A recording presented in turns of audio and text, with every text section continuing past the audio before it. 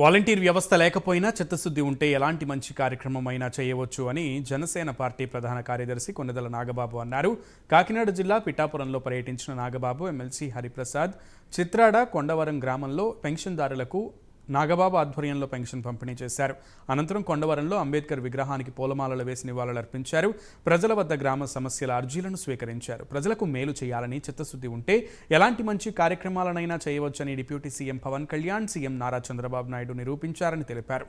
గత ప్రభుత్వం మాదిరి వాలంటీర్ వ్యవస్థ లేకపోయినా పెన్షన్ కార్యక్రమాన్ని 1వ తేదీన అధికారులు, నాయకుల ఆధ్వర్యంలో విజయవంతంగా అందజేయడంపై సంతోషం వ్యక్తం చేశారు.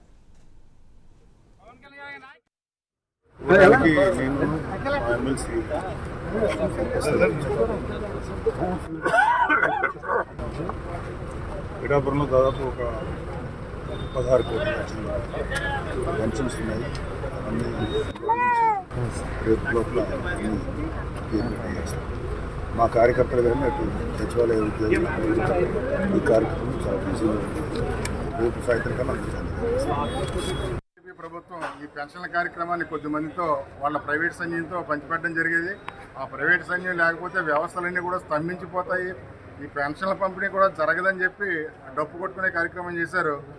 వాళ్ళ మీద ఆధారపడే పరిస్థితి లేదు. ఎవరు లేకపోయినప్పటికీ పెన్షన్లు 1వ తారీఖున ఖచ్చితంగా మీ ఇంటింటికి అందజేస్తామని చెప్పి ఎన్డీఏ ప్రభుత్వం ఈరోజు చేస్తూ ఉంది. మొన్న జూలై 1న కూడా అందరికీ కూడా ఈ సచివాలయ సిబ్బందితో 100% 2 రోజుల్లో పూర్తి చేయడం జరిగింది.